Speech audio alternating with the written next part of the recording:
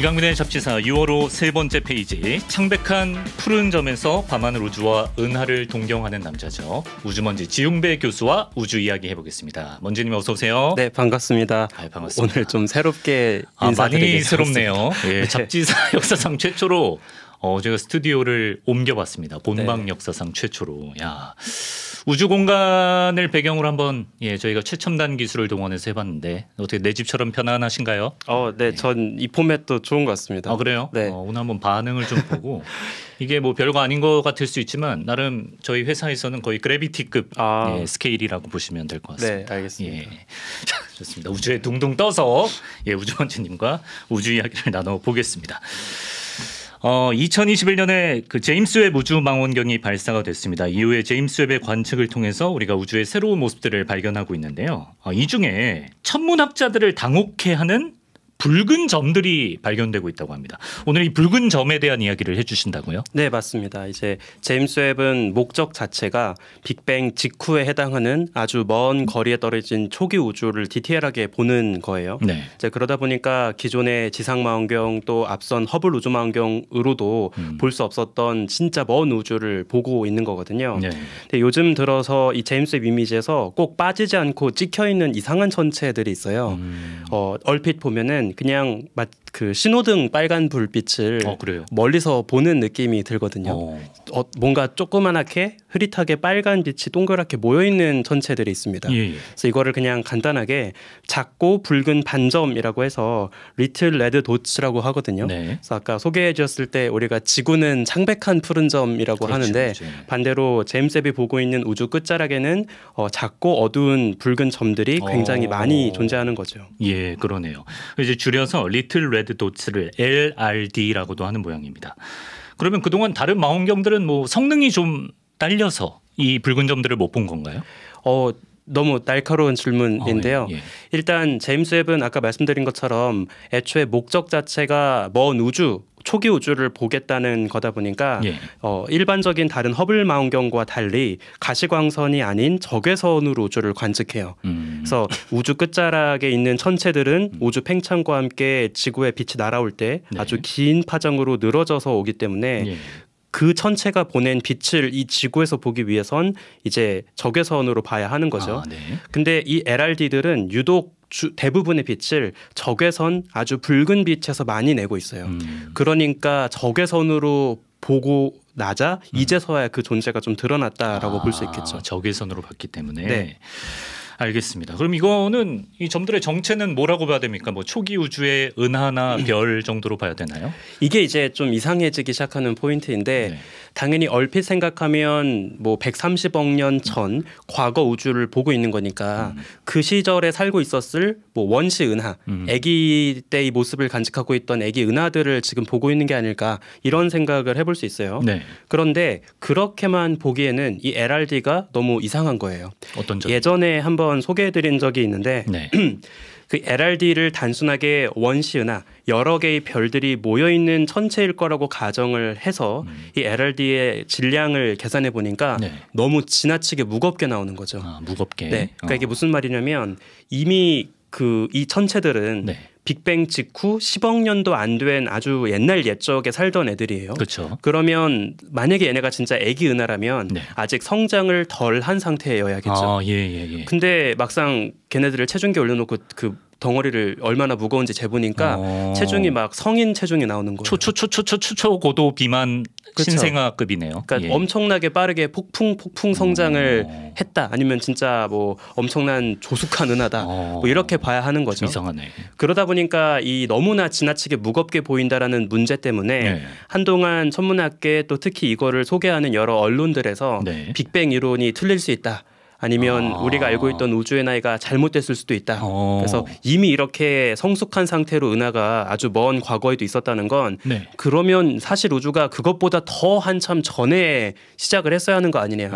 그래서 뭐 우주의 나이가 우리가 알고 있던 거의 거의 2배 수준으로 더 많아져야 한다. 뭐 이제 이런 이야기들을 할 정도로 좀 이해하기가 어려운 천체인 거죠. 그렇군요. 좀 이해하기 어렵다. 그동안 상식에서 좀 벗어나는 새로운 종류의 천체가 아닐까 이런 의심을 갖게 되는데 근데 일단 얘네가 왜 붉은색을 띠고 있는지도 좀 궁금한데 설명이 되나요? 네. 일단 우주에서 뭔가 지나치게 붉다. 그리고 뭔가 적외선을 많이 방출하고 있다. 그러면 굉장히 유력한 범인이 하나 있습니다. 범인? 네, 바로 저 우주 먼지입니다.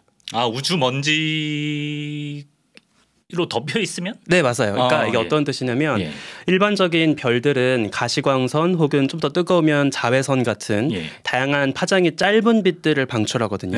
근데 만약에 그 별들이 모여 있는 영역을 어떤 높은 밀도의 먼지 구름이 에워싸고 있다고 생각을 해볼게요. 그러면 그 별이 내고 있는 가시광선, 자외선들은 파장이 좀 짧기 때문에 먼지 구름을 뚫고 투과하지 못합니다. 다 지나가려고 하면 먼지 입자에 계속 여리저리 부딪혀서 다 그냥 흡수돼 버려요. 그러면 그 별빛을 흡수한 먼지는 이제 뜨겁게 달궈지겠죠. 근데 이 미지근하게 달궈진 먼지가 다시 또 빛을 방출해요. 자기가 달궈진 만큼. 그럼 재방출을 하는데 이때 재방출할 때 나오는 빛이 주로 적외선입니다. 그래서 만약에 별을 먼지 구름이 높은 밀도로 에워싸고 있다. 그러면 흡수된 가시광선과 자외선은 굉장히 크게 줄어들고 반대로 그 먼지가 달궈져서 방출하는 적외선은 더 많아지고 이런 이제 변화를 보이게 되죠. 수많은 지웅배들로 감싸져 있는 정체다. 그래서 이 LRD들이 처음에 보고됐을 때 어떤 생각들을 했냐면 초기 우주에 어떤 육중한 블랙홀을 품고 있는 원시 은하가 있고 그 은하가 높은 밀도의 먼지 구름으로 좀 에워싸여서 가려진 정체 정도가 아닐까라고 생각을 했어요. 그래서 예를 들어서 이제 막 태어난 아기 은하라면 당연히 한창 빠르게 성장을 막 하면서 그 은하 중심에 살고 있는 블랙홀도 주변에 물질을 막 집어삼킬 거거든요. 그러면 그 중심에 살고 있는 블랙홀이 일명 활동성 은하핵이라는 단계로 접어들게 돼요. 활동성 은하핵이요? 네, 그러니까 그냥 말 그대로 난폭하게 에너지를 막 토해내고 있는 그런 블랙홀이다, 은하핵이다라고 보시면 되는데 특히나 그런 애들 중에 유독 에너지를 많이 내고 있는 애들을 천문학에서는 이제 퀘이사라고 부르거든요. 퀘이사. 근데 이 퀘이사들이 만약에 꽤 적당한 밀도로 에워싸여 있다면 그러면 그 퀘이사가 방출하는 자외선 같은 빛이 다시 먼지에 흡수되고 재방출되면서 이런 적외선에 많이 쏠려 있는 빛을 보이지 않을까라고 생각을 한 거죠. 참고로 천문학자들이 이런 그 가상의 천체를 좀 재미있게 부르는 네이밍이 하나 있거든요. 뭐라고 부릅니까? 이제 뭐라고 하냐면 뜨거우니까 핫, 그리고 먼지로 가려져 있으니까 더스트 옵스큐어드, 그리고 은하니까 갤럭시. 그래서 핫 더스트 옵스큐어드 갤럭시. 이거를 약자로 줄이면 어떻게 되지? 핫은 그대로 두고요. 뒤에 더스트 옵스큐어드 갤럭시를 앞에만 따서 DOG. 맞아요. 그래서 핫도그라고 부릅니다. 그래서 천문학자들이 이제 네이밍이 기가 막혀요. 이렇게 해야 이제 우리가 딱 뇌리에 박히니까. 그래서 우주 끝자락에 가면 핫도그가 바글바글하다라고 이제 생각을 하는 거죠. 그럼 그걸로 설명이 되는 건가요? 안타깝게도 그렇지 않습니다. 사실 저는 되게 절묘한 네이밍이라고 생각을 했는데 우리가 핫도그 항상 먹을 때 뭐 뿌리죠? 케첩. 케첩이 무슨 색이에요? 붉은색이죠. 그래서 그 붉은색의 천체를 딱 핫도그라고 부른다는 게 전 굉장히 좋은 네이밍이라고 생각을 했거든요. 근데 이게 마냥 핫도그이기만 하다라고 설명하기도 좀 어려운 측면이 있어요. 일단 재밌게도 우리가 이 LRD들의 스펙트럼을 이제 쭉 관측을 해보면 중간중간 수소나 헬륨 같은 특정한 원소들이 방출하는 그 방출선이라고 하는 뾰족뾰족 튀어나와 있는 흔적들을 볼 수가 있는데 이게 그냥 아주 얇게 바늘처럼 솟아있는 게 아니라 양옆으로, 그러니까 파장이 조금 더 짧거나 파장이 조금 더 긴 영역으로 펑퍼짐하게 퍼져 보여요. 이건 사실 제가 앞서 가끔씩 소개해드렸던 개념 중에 하나인데 그 은하 속에 살고 있는 원자들이 그냥 멈춰 있다면 원래 본인이 내야 하는 딱 정해진 파장에서 뾰족하게 그 빛을 내고 있을 거예요. 근데 이 원자들이 무슨 이유에서인지 굉장히 빠르게 움직이고 있다면 그 중에 일부는 우리 지구 쪽으로 다가오는 것처럼 움직이고 또 나머지는 우리 지구에서 멀어지는 쪽으로 움직일 수 있겠죠.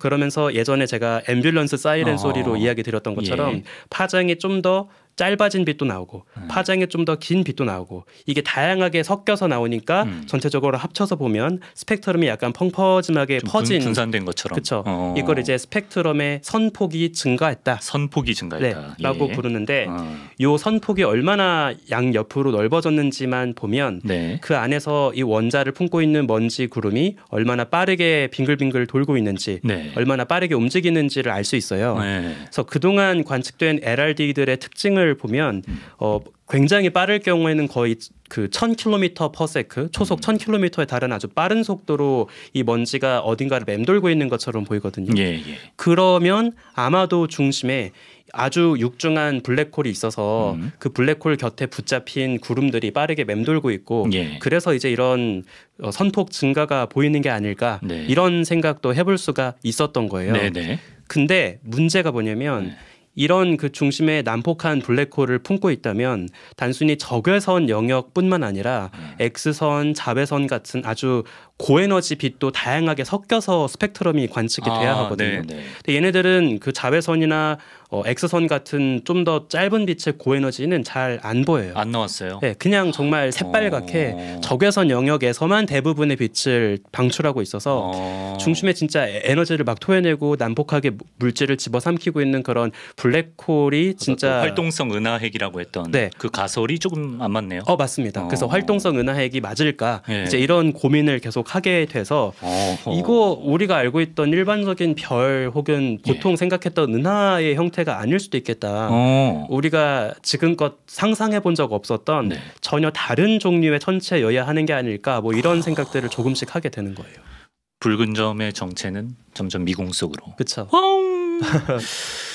발머선이라는 걸 좀 이해하면은 우리가 좀 정체를 파악하는 데 도움이 될 거라고 하는데 발머선이 뭡니까? 네. 이게 조금 어려울 수 있지만 네. 제가 좀 욕심을 내서 네. 소개를 드려보겠습니다. 좋습니다. 좋습니다. 예전에 먼 거리에 떨어진 특히 제임스 웹으로 보고 있는 먼 천체까지의 거리를 확인할 때 우리가 라이먼 브레이크라는 개념을 잠시 소개해드렸던 적이 있어요. 네, 그래프에서 좀 뚝 떨어지는. 맞습니다. 예. 스펙트럼을 쫙 그리면 네. 어떤 특정한 파장보다 더 짧은 빛은 나오지 않는다. 네. 이제 그런 이야기를 드린 적이 있는데 네. 정확히 그것과 유사한 개념이에요. 그래서 우리가 가장 간단하게 우주에 제일 많은 화학 성분이 수소이기 때문에 중심에 원자 핵 하나, 주변에 전자 하나만을 두고 있는 수소를 가지고 이야기를 하겠습니다. 예. 그러면 보통 이제 고전적으로 그 수소 원자의 전자 위치를 표현할 때 네. 얼마나 중심 원자 핵에 가까이 다가가 있는지 아니면 전자가 얼마나 멀리 떨어져서 큰 궤도를 그리고 있는지 이제 이런 식으로 표현을 하거든요. 네. 그래서 전자가 놓일 수 있는 그 층이 정해져 있어서 제일 바닥층 n=1 그러니까 1층에 해당하는데 예. 여기에서 전자가 왔다 갔다 하면서 내는 빛을 저번에 소개해드렸던 라이먼 계열이라고 하고요. 네.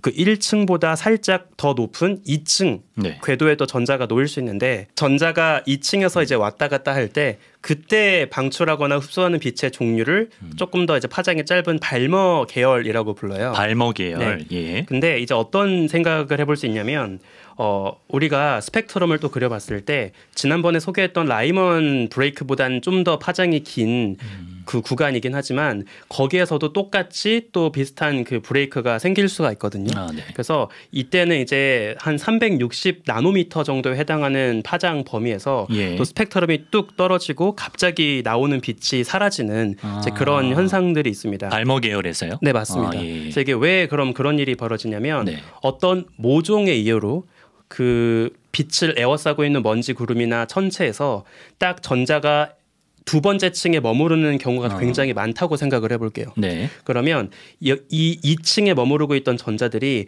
주변의 빛, 그 별에서 방출되는 빛을 막 흡수하게 되고 그러면 딱 그 빛을 흡수해서 이제 더 높은 층으로 점프해서 올라가게 돼요. 네. 그런데 만약에 전자가 대부분 2층에 머무르는 상태가 너무나 많았다면 네. 유독 여기에 해당하는 빛을 많이 갉아먹어서 네. 우리가 스펙트럼을 봤을 때 그 영역에 해당하는 빛이 잘 안 보이게 되겠죠. 예. 그래서 이런 경우에 이제 앞서 말씀드린 발머 브레이크라고 하는 예. 딱 고파장에서 빛이 사라지는 것처럼 보이는 걸 굉장히 많이 볼 수 있는데 네.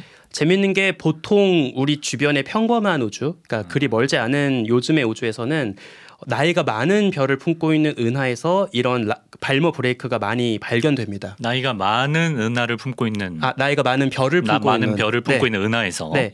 그 이유가 뭐냐면 나이가 많은 별들은 일단 표면의 온도가 미지근하겠죠. 그래서 그렇게까지 별이 뜨겁지 않아요. 그래서 이 별의 외곽 대기를 덮고 있는 그 수소들이 엄청나게 높이 이온화돼 있지 않습니다. 그러니까 딱 2층. 2층에 해당하는 그 정도 레벨에 많이 머물고 있어요. 그래서 그것보다 만약에 에너지가 더 높다면 진작에 다 전자가 그것보다 높은 층으로 날아가 버렸기 때문에 그런 종류의 흔적을 볼 수가 없는데 딱 미지근하게 별들이 나이를 좀 먹고 있는 상태라면 애초에 2층에 머무르는 전자가 많아져서 이 발머 브레이크를 많이 만들 수가 있거든요. 이 작고 붉은 점 관측했을 때 발머 브레이크가 관측된 거죠? 맞습니다. 그래서 그럼 나이가 많다는 건가? 그게 이제 정확하게 이상해지기 시작하는 포인트인데 우리가 LRD를 관측을 해보면 딱 그 적외선 영역에서 그 발머 브레이크에 해당하는 흔적이 되게 자주 보여요. 근데 아까 말씀드린 것처럼 발머 브레이크는 애초에 나이가 좀 많은 별들, 이미 진화가 어느 정도 된 별들이 주로 살고 있는 그런 비유하자면 별들의 실버타운에서 많이 실버타운인 보이는 흔적이거든요. 근데 아까 말씀드렸다시피 이 LRD는 지금 빅뱅이 일어나고 나서 10억 년도 되지 않은 굉장히 어린 시절의 우주를 지금 찍고 있는 거예요.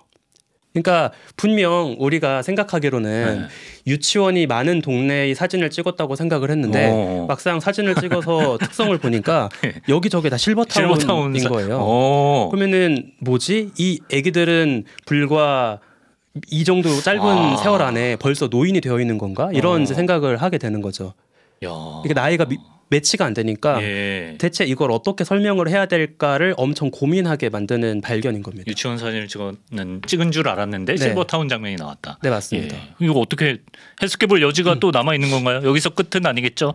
그래서 천문학자들이 이 LRD의 정체를 설명하기 위한 새로운 시나리오들을 많이 고민을 하고 있거든요. 사실 아까 말씀드렸던 발머 브레이크가 되게 중요한 특징이 하나 있어요.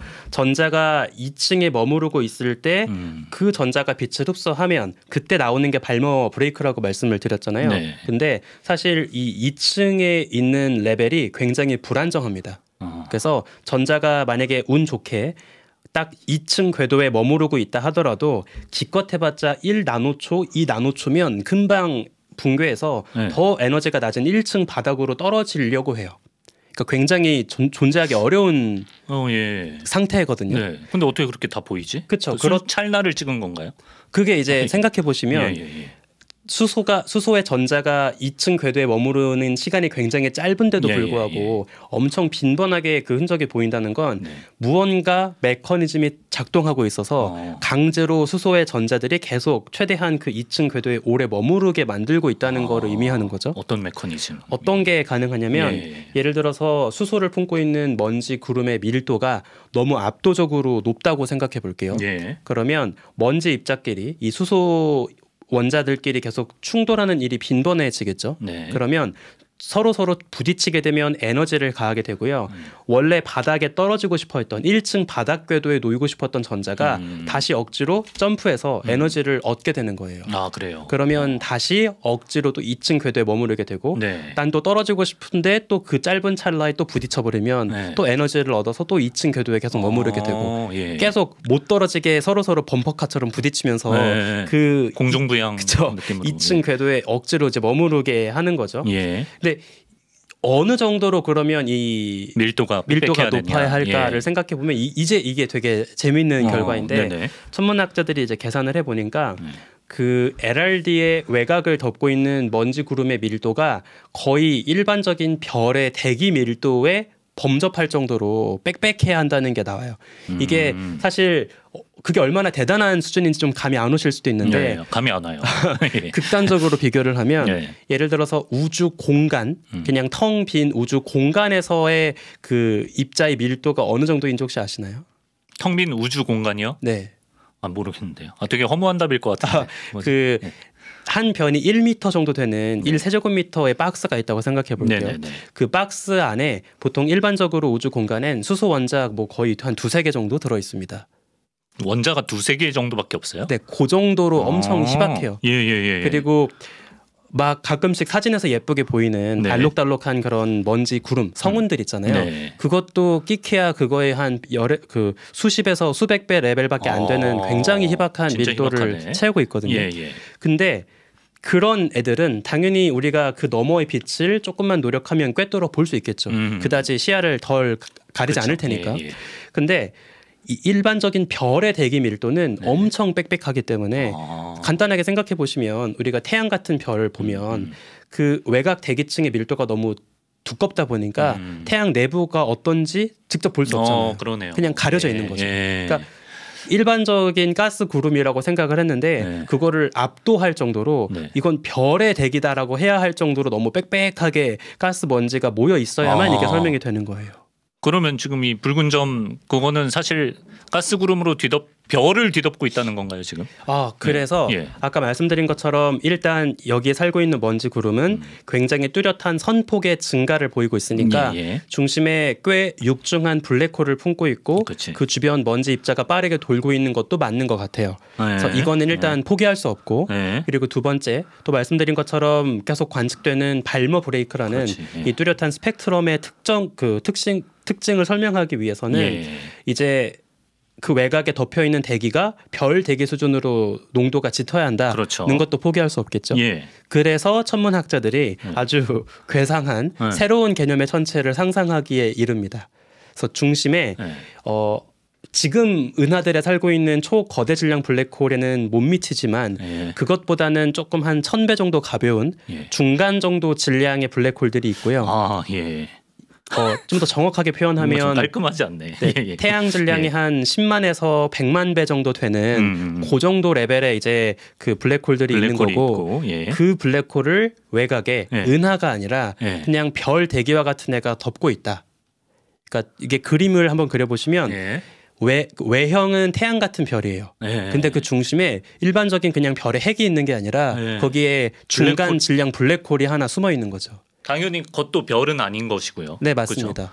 약간 저런 게 있을 수 있구나. 그 복숭아 생각하시면 좋을 것 같은데 어떤 점에서요? 그 복숭아 외곽에는 좀 말랑말랑한 살이 있고 그 중심에 되게 단단한 씨앗이 하나 숨어 있잖아요. 근데 그런 과일이 굉장히 많은데 하필 복숭아인가? 이제 제가 그 좀 단단한 씨앗이 뭐가 있을까 생각해 보니까 블랙홀처럼 좀 복숭아 씨앗이 떠올라가지고 씨앗이 블랙홀에 대응하는 거죠. 그런 게 있구나. 근데 또 재밌는 게 지금 모델에 따르면 이번에 상상한 요 천체의 그 외곽 사이즈, 그러니까 그 중심에 블랙홀 씨앗을 덮고 있는 복숭아 과육에 해당하는 그 외곽 껍질층 있잖아요. 그 먼지 껍질층의 사이즈가 대략 한 30에서 40 AU 정도여야 한다는 결과가 나오거든요. 30에서 40 AU면 어느 정도죠? 이게 어떤 뜻이냐면 1 AU가 태양에서 지구까지 거리예요. 그러니까 한 대략 1억 5천만 킬로미터에 해당하는 거리인데 40 AU라고 하는 건 중심에 태양을 둔다면 태양에서 명왕성이 그리는 궤도 정도 스케일이에요.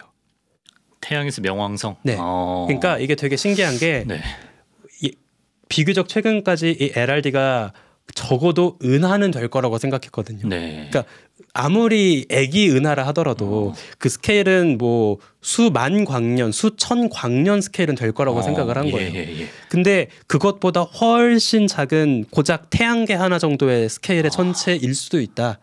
그래서 아주 높은 밀도로 태양계만한 별 같은 애가 하나 있고. 그게 뭐예요? 별도 아니고 지금 은하도 아니고. 그렇죠. 근데 블랙홀 같은 건 안에 있고. 맞습니다. 이게 뭐야 이게? 그래서 천문학자들이 지금 임시 방편으로 이 가상의 개념을 아주 투박하게 부릅니다. 뭐라고요? 중심에 블랙홀은 품고 있는데 또 겉으로 보이는 모습은 커다란 별처럼 보이니까 한번 장명하신다면 어떻게 하면 좋을까요? 천문학자의 장명 센스를 너무 기대하지는 마시기 바랍니다. 빅스타. 모르겠는데. 그냥 블랙홀 스타라고 부릅니다. 블랙홀을 품고 있는 별이다. 블랙홀 스타라고 불러요? 네, 맞습니다. 하지만 스타는 아니고 사실. 네. 그냥 편의상. 네, 왜냐하면 새로운 유형이라고 보기 때문에. 네, 맞아요.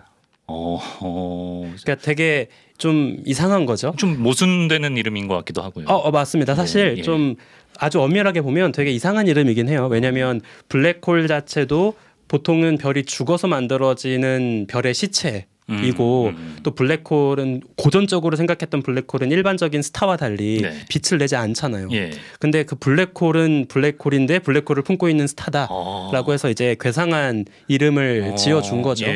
그래서 만약 이번에 이제 나온 모델이 되게 많은 좀 주목을 받고 있는데 네. 이제 놀랍게도 과거의 우주로 가면 고전적으로 생각했던 은하도 아니고 별도 아니고 새로운 카테고리의 무언가가 필요할 수 있다라는 이제 이야기를 해볼 수 있는 거예요. 아, 블랙홀 스타라는 약간 좀 괴상한 혼종을 만들어내야만 지금 설명이 될 정도로 네. 새로운 종류의 천체라는 건데 네.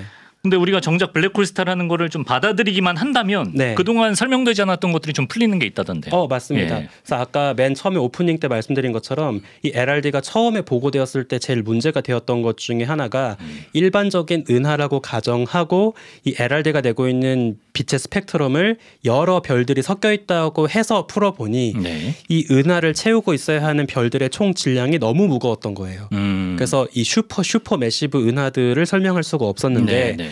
만약에 LRD를 블랙홀 스타라고 가정하고 설명을 하게 되면 네. 일단 그런 지나치게 무거운 질량은 필요하지 않습니다. 그래서 첫 번째 왜 그렇게 우주에 이미 무거운 은하가 있었느냐라는 질문 자체가 필요가 없어지니까 예. 굉장히 좋은 해결책이라고 볼 수 있고요. 그리고 또 하나가 아까 잠깐 흘러가듯 말씀드린 것처럼 네. 이 관측되는 스펙트럼을 설명하기 위해서 그 중심에 품고 있을 복숭아 씨앗에 해당하는 블랙홀의 질량이 어느 정도인지를 계산해 보니까 태양보다 수십 배 더 무거운 별들이 남기는 별 질량 블랙홀보다는 무겁지만 오늘날의 은하 중심에 살고 있는 일반적인 초거대 질량 블랙홀보단 가벼운 그래서 미들급의 블랙홀 질량 정도가 나와요. 예. 그래서 이거는 되게 중요한 발견인 게 네. 지금까지 천문학자들이 열심히 찾고 있었지만 아직 거의 찾지 못한 애들 중에 하나가 중간 질량 블랙홀이거든요. 중간 질량 블랙홀. 네. 그래서 이 중간 질량 블랙홀이 초기 우주에 있었다. 그렇다면 크기가 대충 어느 정도인지 알 수 있나요? 블랙홀의 크기가 대략 그 태양 질량 대비 수십만 배 정도? 라고 보시면 되고요. 예. 참고로 블랙홀 자체의 지름을 만약에 물어보신 거라면 네. 그건 질량과 상관없이 블랙홀은 원칙적으로 사이즈가 제로입니다. 아, 그런가요? 네.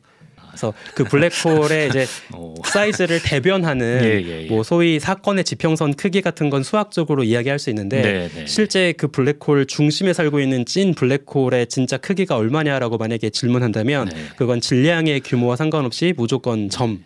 네, 지금 약간 좀 벙쪄 있는 표정 보니까 지름을 물어봤던 게 맞는 것 같습니다. 네네네. 예. 뭐 근데 이어가시죠. 네, 중요한 질문이어서. 그래서 이런 식으로 초기 우주에 살고 있던 중간 질량 블랙홀들이 서로 합체하고 병합하면서 오늘날의 초거대 질량 블랙홀까지 성장한 게 아닐까라는 이제 생각을 하는 거죠.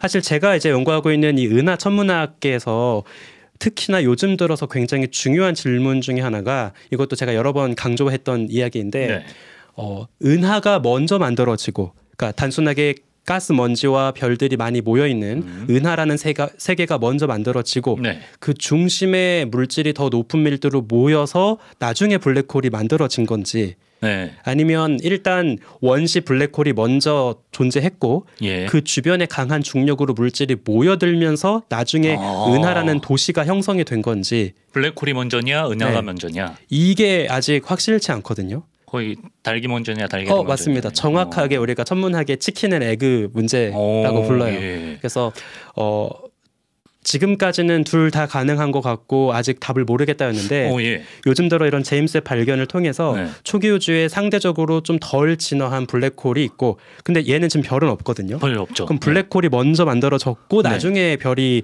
모여들고 만들어서 은하가 갖추어진 게 아닐까. 초기 우주의 모습이니까. 네. 그래서 약간 좀 제가 와닿을 수 있게 한번 재밌는 비유를 해보자면 좋습니다. 우리가 역사 속에서 물이 있고 강이 있고 그 주변에 사람들이 모여서 도시가 형성됐다고 이야기하잖아요. 그렇죠. 그러니까 마찬가지로 약간 비유하자면 그 블랙홀은 일종의 우주 별들의 문명에서 강 같은 존재인 거예요. 일단 태초에 블랙홀이 있었고 그 블랙홀 주변으로 별들이 모여들면서 조금씩 작은 군집, 군락, 그다음에 거대한 은하라는 도시까지 이렇게 형성한 게 아닐까라고 생각해 볼 수 있는 거죠. 블랙홀이 이제 티그리스 유프라테스가 거기 문명이 생긴 것처럼. 맞습니다. 그럼 블랙홀이 먼저라는 쪽에 힘이 좀 실리겠네요. 네, 요즘 들어서 좀 그쪽에서 많은 그 근거가 쌓여가는 상황이라고 볼 수 있습니다. 네, 그리고 그 중요한 힌트를 어쩌면 정답일지도 모르는 그 힌트를 이제 제임스 웹이 붉은 점을 포착함으로써 제시를 한 것 같습니다. 예. 자, 이렇게 오늘은 LRD라고 불리는 작고 붉은 점, 제임스 웹이 발견한 작고 붉은 점에 대해서 우주먼지 지용배 교수와 함께 알아봤습니다. 원재님 말씀 고맙습니다.